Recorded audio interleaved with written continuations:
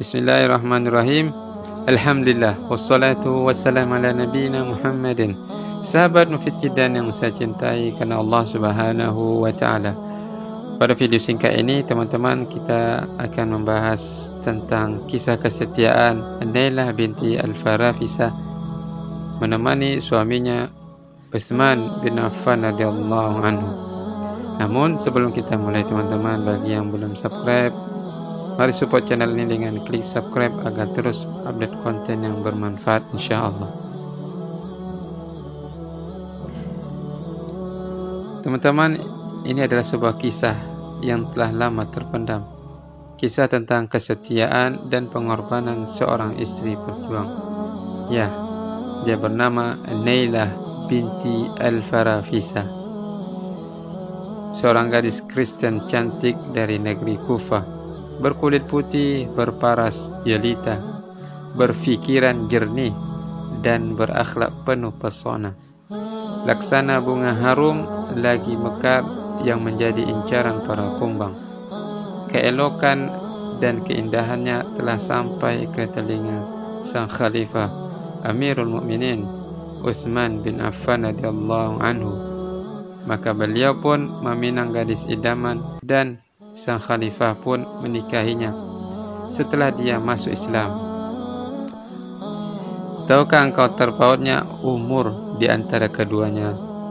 Seorang khalifah Islam berumur senja menikahi seorang gadis yang masih belia. Sebagian riwayat mengatakan umur khalifah 81 tahun, sedangkan umur Nailah masih 18 tahun.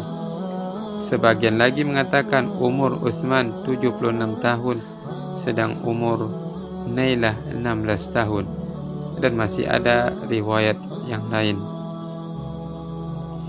Apakah Anda mengira ini pernikahan ala Siti Nurbaya atau pernikahan yang terpaksa?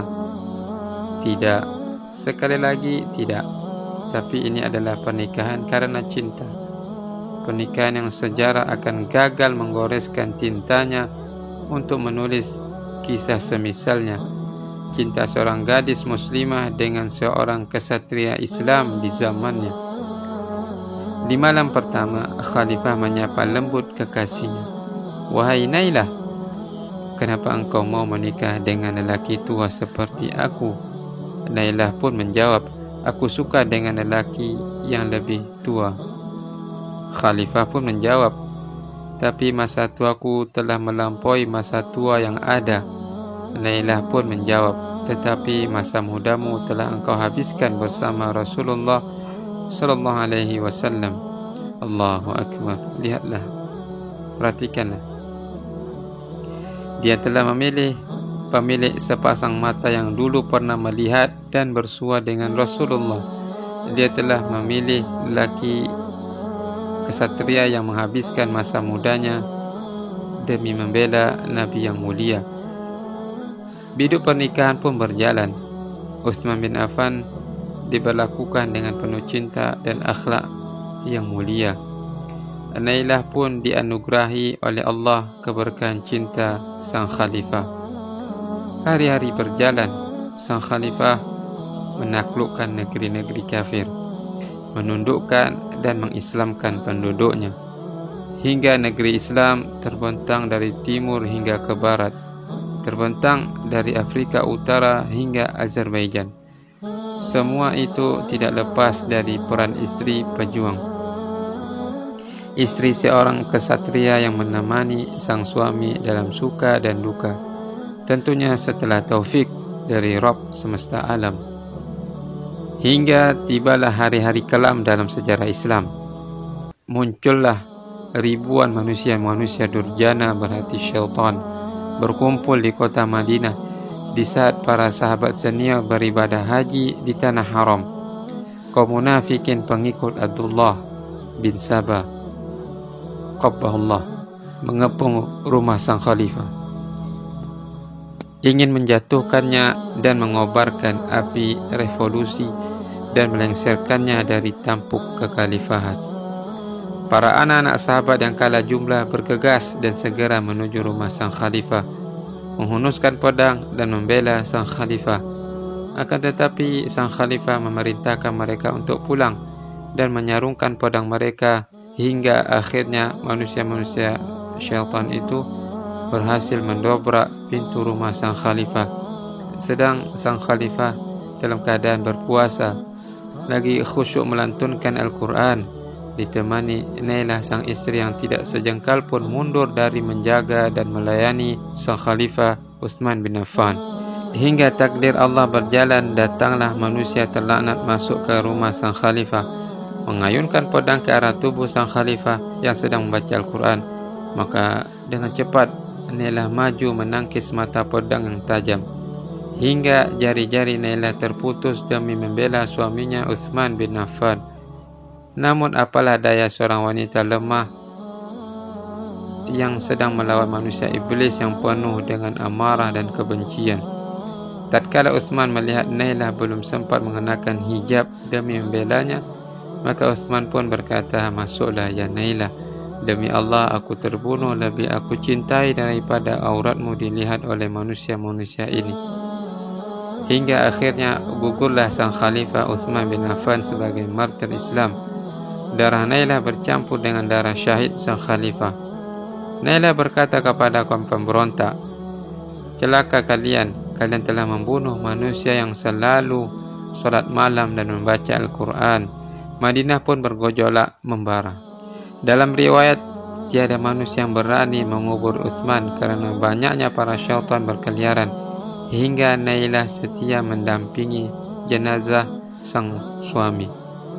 Nailah meminta bantuan Jubair bin Mut'im untuk mengubur jenazah khalifah. Tapi karena bergejolaknya Madinah, maka pemakaman pun ditunda hingga waktu malam. Ketika malam tiba, Nailah membawa lentera bersama Jubair bin Mut'im dan beberapa wanita dan lelaki lainnya. Jubair meminta agar Nailah mematikan lentera agar syaitan-syaitan itu tidak mengacaukan pemakaman sang khalifah. Utsman dimakamkan sedangkan Nailah diterpa kesedihan yang mendalam. Sambil mengubur jenazah sang suami, Nailah berkata, "Ya Utsmana, ya Amiral Mu'minina, bagaimana aku tidak bersedih dengan kepergianmu?" Nailah pun memperjuangkan hak qisas suaminya. Ia mendatangi manusia-manusia di kota Madinah, akan tetapi usahanya tak berbuah. Akhirnya Nailah menulis surat kepada Muawiyah selaku Amir negeri Syam dan keluarga dekat Utsman bin Affan. Hingga terjadilah apa yang terjadi antara Ali dan Muawiyah. Waktu terus berjalan, Nailah menjanda ditinggal suami tercinta. Hari-harinya dipenuhi dengan kerinduan dengan sang khalifah, hingga cinta itu tak usang dimakan zaman, tak lapuk dimakan waktu. Status janda belumlah memudarkan kecantikannya, hingga datanglah lelaki rupawan, bangsawan, bahkan bergelar Amirul Mukminin, Khalifah Muawiyah bin Abi Sufyan, datang melamar Nailah. Maka Nailah pun bertanya ke wanita yang ada di dekatnya, "Apa yang membuat lelaki tertarik denganku padahal aku adalah seorang wanita janda yang terputus jari-jarinya?" Wanita itu menjawab, "Gigi serimu." Maka Nailah pun memecahkan gigi serinya dan berkata, "Demi Allah, aku tak akan pernah mengganti cinta Utsman bin Affan." Masya Allah, lihatlah wanita ini dilamar seorang lelaki yang memiliki dunianya, tapi dia menolaknya dan lebih berharap menjadi istrinya Utsman bin Affan di dunia dan di akhirat. Padahal dia seorang janda yang membutuhkan perlindungan. Waktu telah berlalu. Nailah si cantik ini senyap dari keramaian. Dia mengurus putra-putri buah hatinya bersama Utsman, membesarkannya dengan penuh cinta, dan dia tidak menikah lagi hingga ajal menjemputnya. Inna lillahi wa inna ilaihi raji'un. Semoga Allah merahmatimu, wahai Nailah. Semoga Allah mempertemukanmu kembali dengan kekasihmu Utsman bin Affan radhiyallahu anhu di surga. Utsman akan menjadi pemuda gagah dan engkau menjadi bidadari jelita, insyaallah. Dan semoga wanita-wanita muslimah setelahmu bisa meneladani kesetiaanmu dan pengorbananmu demi agama dan cintamu. Wassallallahu ala nabiyyina Muhammadin. Assalamualaikum warahmatullahi wabarakatuh.